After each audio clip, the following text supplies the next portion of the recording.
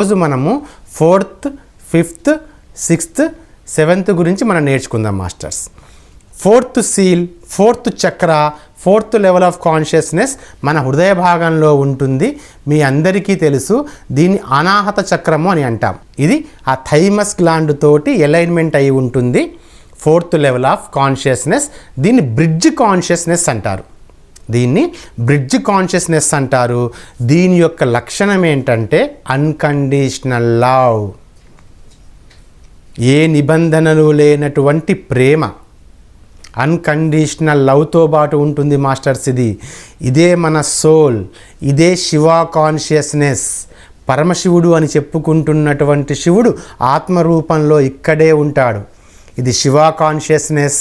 అలాగే దీని యొక్క ఫ్రీక్వెన్సీ వచ్చేసేసి ultra violet blue frequency, UV blue frequency, నీలం రంగులో ఉంటుంది ఇక్కడి కాంతి కిరణాలు.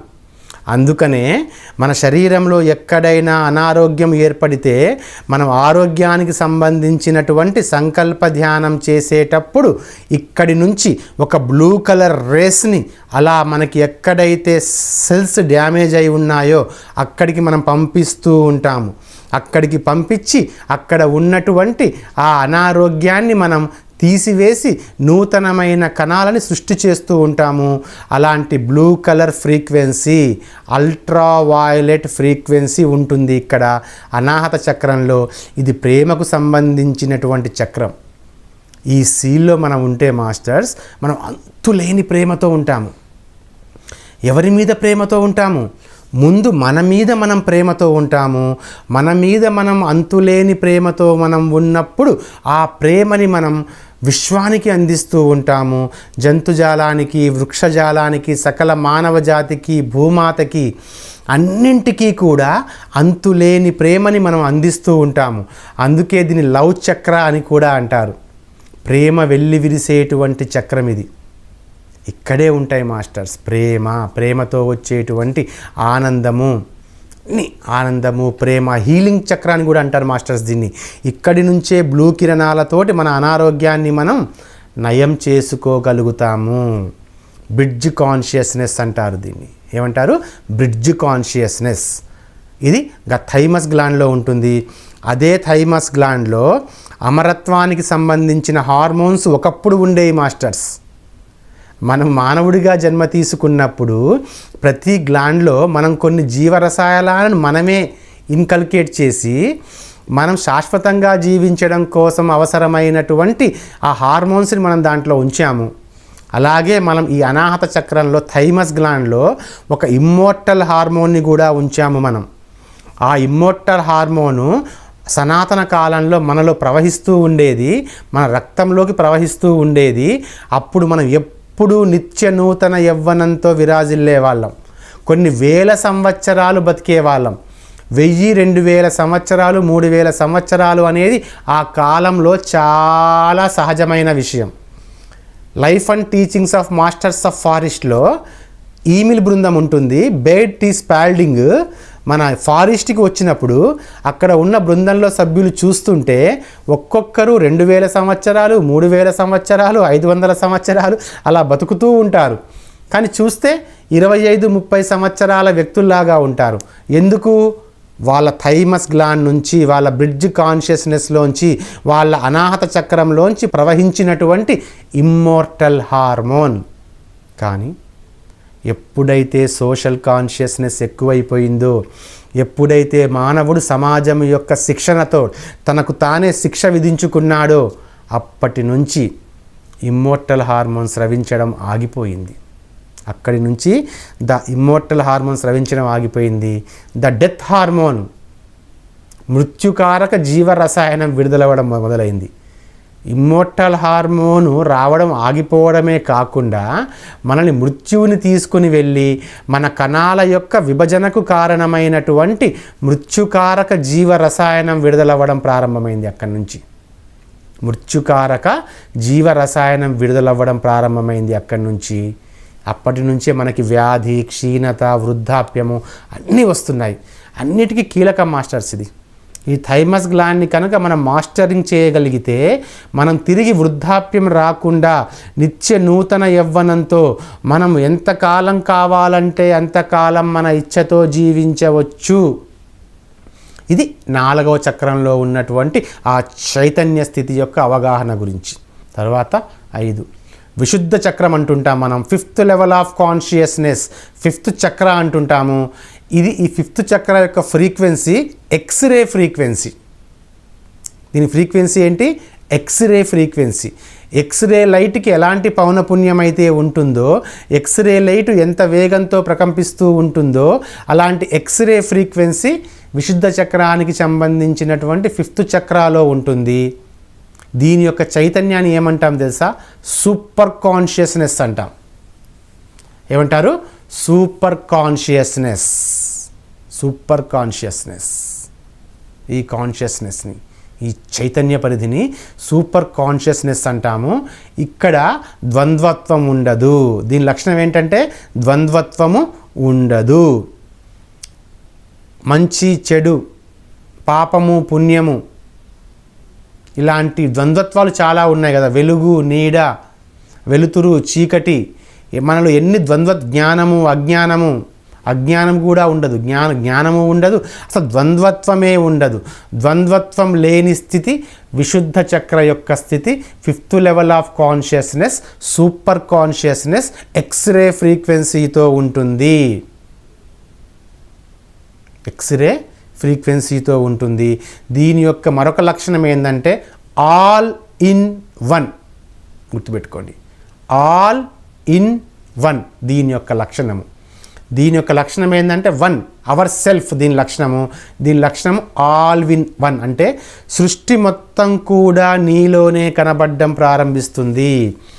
ఎప్పుడైతే నీలో ఏ ద్వంద్వత్వాలు ఉండవో, ద్వంద్వత్వాలు లేనటువంటి నీ స్థితిలో సృష్టి మొత్తం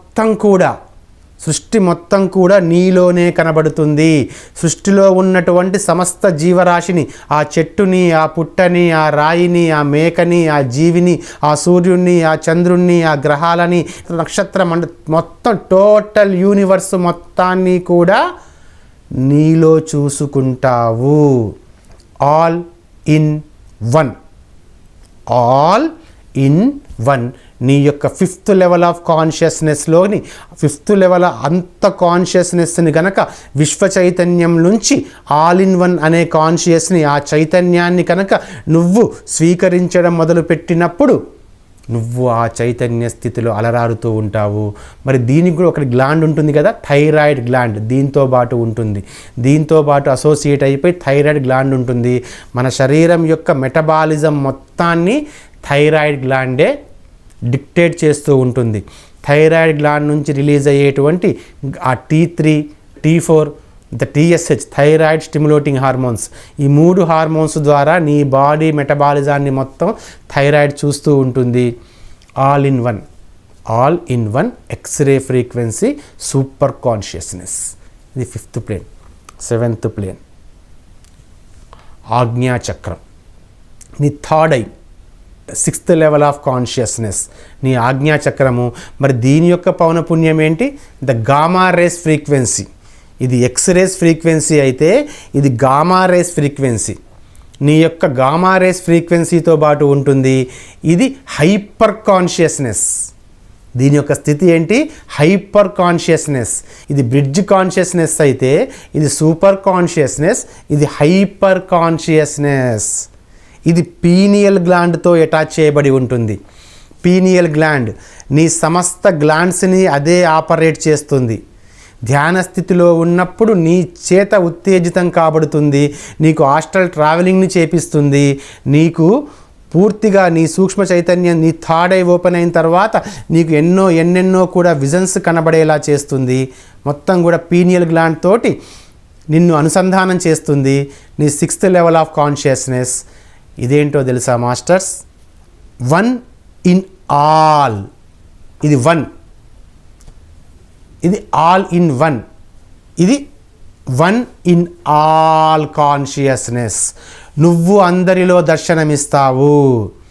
ఐదవ చైతన్య స్థితిలో 5th లెవెల్ ఆఫ్ కాన్షియస్నెస్లో ఎలాగైతే సృష్టిలో ఉన్నటువంటి ప్రతి నిర్జీవ పదార్థాలన్నీ నీలో దర్శనమిస్తూ ఉంటాయో, అలాగే 6వ చైతన్య స్థితిలో సృష్టిలో ఉన్నటువంటి ప్రతి పదార్థంలోనూ కూడా, ప్రతి జీవంలోనూ నిర్జీవంలోనూ, కదిలే వస్తువులు, కదలని వస్తువు అన్నిట్లో కూడా నువ్వు కనబడుతూ ఉంటావు. అన్నింటిలో నిన్ను నువ్వు చూసుకుంటూ ఉంటావు. ప్రతిదీ నువ్వే, అన్నీ నీలోనే ఉన్నాయి, అంతట్లో నీలోనే ఉన్నావు అన్నటువంటి ఒక అద్భుతమైనటువంటి hyper conscious state, hyper consciousness, gamma ఫ్రీక్వెన్సీలో నువ్వు స్థితమై ఉంటావు. ఆ తరువాత అత్యున్నతమైన చక్రము, దాని చక్రం అని కూడా మనం మాస్టర్, అదొక స్టేట్ అంతే.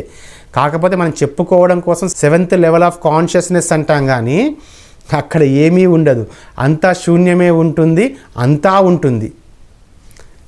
దీని ఫ్రీక్వెన్సీ ఇంతవరకు ఎవరూ లెక్క కట్టలేదు. అక్కడ దాకా వెళ్ళిన తర్వాత ఒక ఫ్రీక్వెన్సీని లెక్కించాలంటే ముందు నువ్వు ఉండాలి కదా. నువ్వు అనేవాడు మాయమైతేనే నువ్వు ఆ స్థితికి చేరుకోగలవు. నువ్వు అనేవాడివి లేకపోతే లెక్కించేవాడు ఎక్కడ ఉంటాడు? కాబట్టి నీ 7th ద క్రౌన్ చక్ర అంటారు. ఆ క్రౌన్ చక్ర ఇది పిట్యూటరీ గ్లాండ్తో అనుసంధానమైబడి ఉంటుంది. పిట్యూటరీ మాస్టర్ గ్లాండ్, నీ మాస్టర్ గ్లాండ్తో అనుసంధానమై ఉంటుంది. ఇది ఎప్పుడైతే ఉత్తేజితమవుతుందో ఎన్లైటన్మెంట్ వైపు, మోక్షం వైపు నీకు మార్గం చూపెడుతుంది, నిన్ను ఎన్లైటన్మెంట్కి తీసుకొని వెళ్తుంది. దీని ఫ్రీక్వెన్సీ ఎవరూ లెక్కగట్టలేదు. దీన్ని ఏమంటాం తెలుసా? Ultra consciousness. Bridge consciousness, super consciousness, hyper consciousness, ultra consciousness. ఇక అల్ట్రా కాన్షియస్నెస్కి మించింది ఇంకొకటి ఉండదు. That is the final. ఇక ఫైనల్ అన్న పదం కూడా మనం చెప్పలేము. ఏ ఫైనలు లేనటువంటిది, ఏ అంతము లేనటువంటి అద్భుతమైనటువంటి, అనంతమైనటువంటి, శాశ్వతమైనటువంటి, అపరిమితమైనటువంటి విశ్వ చైతన్యం అది. ఆ చైతన్యంలో మనం ఉంటాము.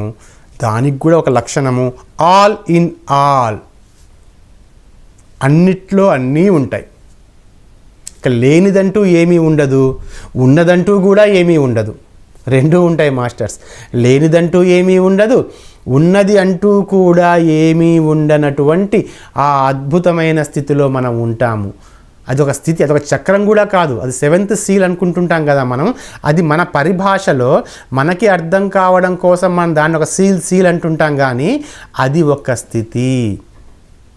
అద్భుతమైనటువంటి బుద్ధత్వ స్థితిలోకి నువ్వు వెళ్ళినప్పుడు అసలు ఆ అనుభవాన్ని మనం మాటల్లో కూడా మనం చెప్పలేము, మాటల్లో కూడా వర్ణించలేని స్థితి, వర్ణించడానికి మాటలు కూడా రాని స్థితి, మనసు పూర్తిగా మాయమైన స్థితి, ఆత్మ కూడా పూర్తిగా నీ యొక్క కాంతిపుంజంలో విలీనమైపోయి ఆత్మ కూడా లేని స్థితి, కేవలం కాంతిపుంజంగా మాత్రమే నువ్వు ఉన్నటువంటి స్థితి, ఆ మహాపరిశూన్యంగానే నువ్వు ఉన్నటువంటి స్థితి.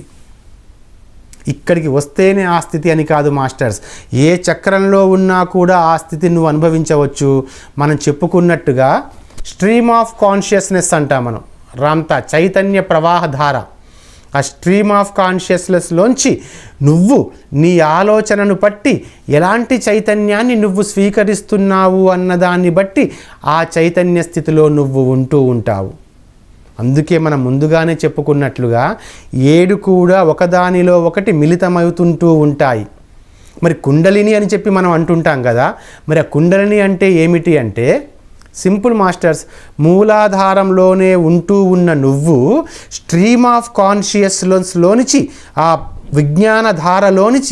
విజ్ఞానధారలోంచి అత్యున్నతమైనటువంటి చైతన్యాన్ని స్వీకరించగలిగే నీ మస్తిష్క సామర్థ్యాన్ని అపరిమితంగా నువ్వు పెంచుకున్నప్పుడు, రిమార్కబుల్ మైండ్గా మార్చుకున్నప్పుడు, ఆ మూలాధారంలో ఉన్నటువంటి ఆ సహస్రార స్థితి యొక్క కాన్షియస్నెస్ని నువ్వు తీసుకున్నప్పుడు స్లంబింగ్ సర్పెంట్, అజ్ఞాతంగా ప్యాకెట్స్ రూపంలో నువ్వు దాచుకున్నటువంటి నీ శక్తి, నీ చైతన్యంలో ఆ కదలిక ఏర్పడింది కాబట్టి నీ శక్తిలో కూడా కదలిక ఏర్పడుతుంది.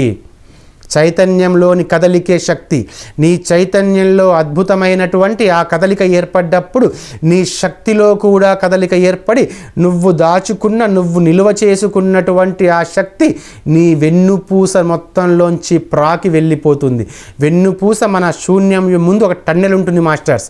మహాశూన్యానికి చేరుకోవాలంటే ఒక టన్నెల్ లాగా ఉంటుంది. ఆ టన్నెల్లోనే మన సోల్స్ అన్నీ వెళ్తూ ఉంటాయి. ఆ టన్నెల్కు ప్రతీకగానే మన శరీరంలో వెన్నుపూసని మనం తయారు చేసుకున్నాము, వెన్నుపాముని మనం తయారు చేసుకున్నాము. ఆ శక్తి బయటికి వెలువడ్డప్పుడు అది బయటికి వెళ్ళే మార్గం ఏంటంటే నీ వెన్నుపూస ఒక్కటే మార్గం. నీ వెన్నుపూసలోంచి ఆ చైతన్య స్థితి తాలూకు కదలిక శక్తి రూపంలో జరజరా పాకి నీ సహస్రారాన్ని కొట్టేస్తున్న సహస్రారం దగ్గరకు చేరుకొని బయటికి వెళ్ళే మార్గం నీ బ్రహ్మరంధ్రమే కదా. నీ బ్రహ్మరంధ్రంలోంచి అలా విశ్వంలోనికి వెళ్ళిపోయి విశ్వ చైతన్యంతో, మహాశూన్యంతో నిన్ను కనెక్ట్ చేస్తుంది. ఇది కుండలిని శక్తి అంటే. మూలాధారం కుండలాగా ఉంటుంది కాబట్టి దానిలోంచి బయటికి వచ్చినటువంటి శక్తి. ఆ శక్తి కూడా నువ్వు భౌతికపరమైనటువంటి నీ అవసరాల కోసం, ఈ భౌతిక జీవితం కోసం, దాన్ని మించి ఇంకా నీ ఆధ్యాత్మిక జీవితం కోసం నువ్వు స్టోర్ చేసుకున్నటువంటి నీదైన శక్తి. ఎప్పుడైతే మూలాధారంలో ఉన్న నువ్వు అత్యున్నతమైన అల్ట్రా కాన్షియస్నెస్ని స్వీకరించే స్థితికి చేరుతావో అప్పుడు నీ సెకండరీ కాన్షియస్ నుంచి అల్ట్రా కాన్షియస్నెస్ అంటే ప్రైమరీ కాన్షియస్నెస్కి నువ్వు షిఫ్ట్ అవుతావో, నీ కాన్షియస్నెస్లో జరిగినటువంటి ఆ షిఫ్ట్ అనేది నీ ఎనర్జీలో షిఫ్ట్గా మారి, నీ ఎనర్జీలో కదలికగా మారి, ఆ కదలిక అత్యున్నతమైన వేగంతో శూన్యంలో ఉన్నటువంటి ఆ టన్నెల్కు ప్రతీక అయిన నీ వెన్నుపాము నుంచి అత్యంత వేగంతో, నీ వెన్నుపాములో చాలా లిక్విడ్స్ ఉంటాయి, ఆ ద్రవాలు ఉంటాయి, ఆ ద్రవాల గుండా అత్యంత వేగంగా వెళ్ళిపోతుంది. అందుకే నీ వెన్నుపాము జలధరిస్తుంది. ఆ వెన్నుపాముతో ఉన్నటువంటి నరాలు మొత్తం నీ శరీరంలో ఉన్న ప్రతి కణంతో ఒక లింకప్లో ఉంటాయి, ఒక అనుసంధానమై ఉంటాయి. కాబట్టి నీ శరీరంలో ఉన్నటువంటి కణంలో ఆ శక్తి ఉంటుంది. నువ్వు పూర్తిగా కాంతిగానే మారిపోతావు. అప్పుడు ఆ శక్తి నువ్వు సెకండరీ కాన్షియస్నెస్ని స్వీకరిస్తున్న నువ్వు ఎప్పుడైతే ప్రైమరీ కాన్షియస్నెస్ని స్వీకరించడం మొదలు పెడతావో అప్పుడు భౌతిక శరీరంగా ఉన్న నువ్వు వెంటనే నీ కణాలలో మార్పు సంభవించి, నీ కణాలు ప్రకంపించి వాటి సహజ రూపమైన, సాధారణ రూపమైనటువంటి ఆ కాంతి రూపంలోనికి మారిపోతాయి. ఆ కాంతి శరీరంగానే నువ్వు మారిపోతావు. కాంతి శరీరంగానే మారిపోయిన నువ్వు నీలో ఉన్నటువంటి ఆత్మని నీతో పాటు తీసుకొని అత్యున్నతమైన లోకాలకి, నువ్వు ఏ లోకానికి కావాలంటే ఆ లోకానికి వెళ్తావు. కాకుంటే అన్నిటికంటే ముందు అత్యున్నతమైన లోకానికి వెళ్ళి అక్కడ నీ సోల్ ఒక రివిజన్ చేసుకుంటుంది. నీ సోల్ రివిజన్ చాలా హ్యాపీగా జరుగుతుంది. ఎందుకంటే ఏ లక్ష్యం కోసమైతే ఆత్మభూతలం మీద జన్మ తీసుకుందో ఆ లక్ష్యం నెరవేర్చబడింది కాబట్టి సోల్ హ్యాపీగా ఫీల్ అయ్యి ఆ కాంతిపుంజం 7 లోకాలలో 7 లోకాలు ఉంటాయి మాస్టర్స్. 7 చక్రాలకు ప్రతీకగా 7 లోకాలు ఉంటాయి. ఆ 7 లోకాల యొక్క రహస్యాన్ని, ఆ 7 లోకాలలో మానవుడు ఏ స్థితిలో ఉంటాడు, ఆ 7 లోకాలలో ఉన్న జీవులు ఏ స్థితిలో ఉంటారో కూడా మనం తెలుసుకుందాం. నెక్స్ట్ ఎపిసోడ్స్లో మనం తెలుసుకుందాం మాస్టర్స్. అయితే ఆ 7 లోకాలకి కూడా ఏ లోకానికి కావాలంటే ఆ లోకంలోకి నువ్వు వెళ్ళి ఆ లోకానికి సరిపడ్డటువంటి శరీరాన్ని నువ్వు సృష్టించుకొని అక్కడ ఎంతకాలం కావాలంటే అంతకాలం హాయిగా నీ జీవితాన్ని కొనసాగించవచ్చు. తిరిగి ఈ భూతలం మీదికి రావాలి అనుకున్నప్పుడు మళ్ళీ ఆ కాంతి శరీరాన్ని, నీ యొక్క చైతన్య స్థితిని మళ్ళీ మూలాధారానికి తగ్గించుకొని, నీ ప్రకంపనా వేగాన్ని తగ్గించుకొని, నీ శక్తిని తగ్గించుకొని, నీ సాంద్రతను పెంచుకొని తిరిగి ఈ భూతలం మీదికి నీ భౌతిక శరీరంతో పాటుగా నువ్వు రావచ్చు. ఇది మాస్టర్స్ అత్యంత అద్భుతమైనటువంటి 7 చక్రాల గురించినటువంటి విలువైనటువంటి సమాచారం. చాలామంది చాలా గ్రంథాల్లో చాలా మంత్రాలు, తంత్రాలు ఎన్నెన్నో రాశారు మాస్టర్స్. రామ్తా అవన్నీ ఒప్పుకోడు. రామ్తా ఏ మంత్రాలని, ఏ తంత్రాలని, ఏ ఘోరమైన సాధనలని ఒప్పుకోరు.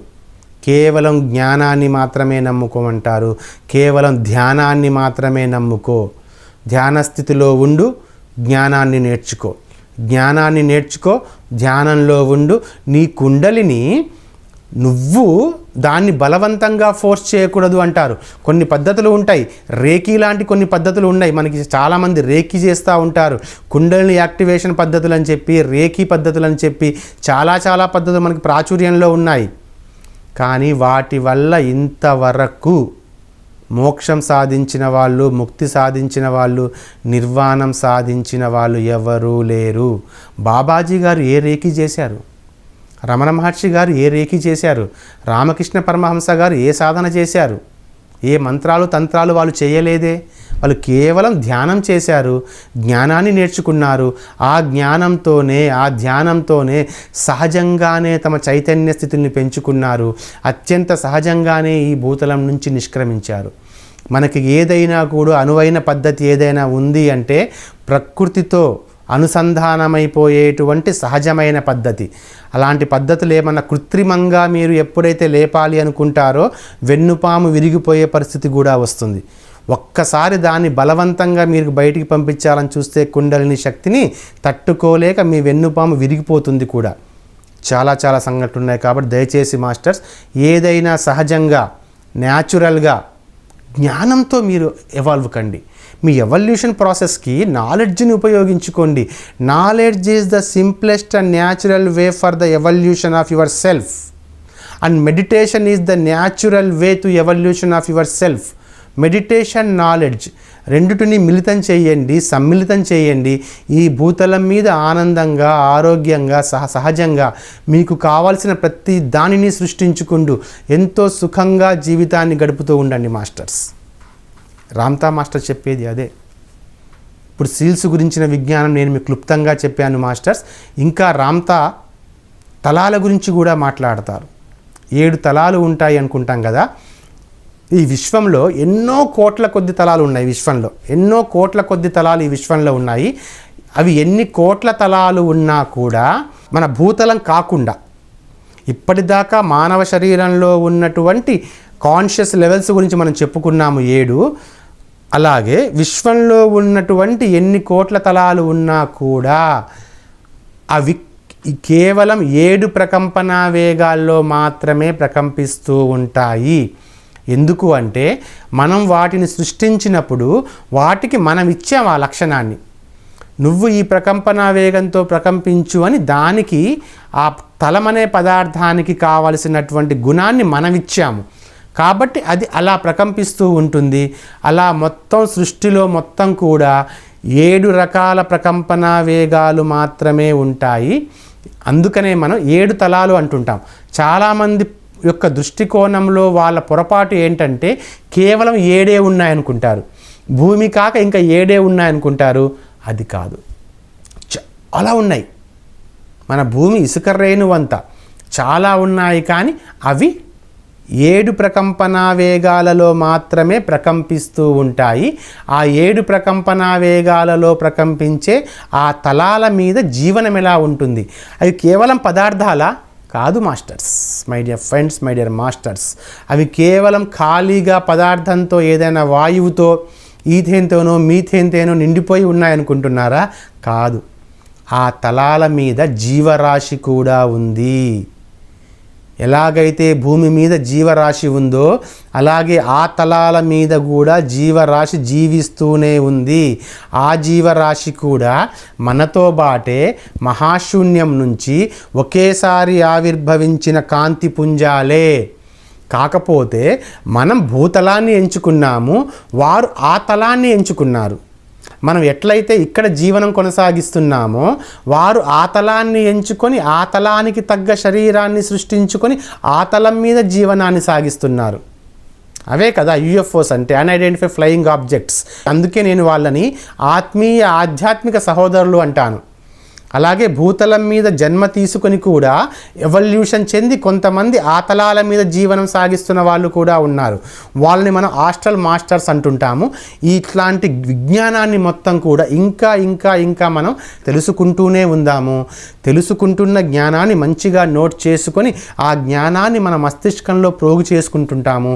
ఎంతెంత జ్ఞానం మనం నేర్చుకుంటూ ఉంటే, ఎంతెంత జ్ఞానం మనం వింటూ ఉంటే, ఎంతెంత జ్ఞానాన్ని మనం తెలుసుకుంటూ ఉంటే అంతంత చైతన్యపు మన పరిధులు పెరుగుతూ ఉంటాయి. ఎంతెంత చైతన్య పరిధి మనకి పెరుగుతూ ఉంటే అంతంత శక్తి మనకు అందుబాటులోకి వస్తుంది.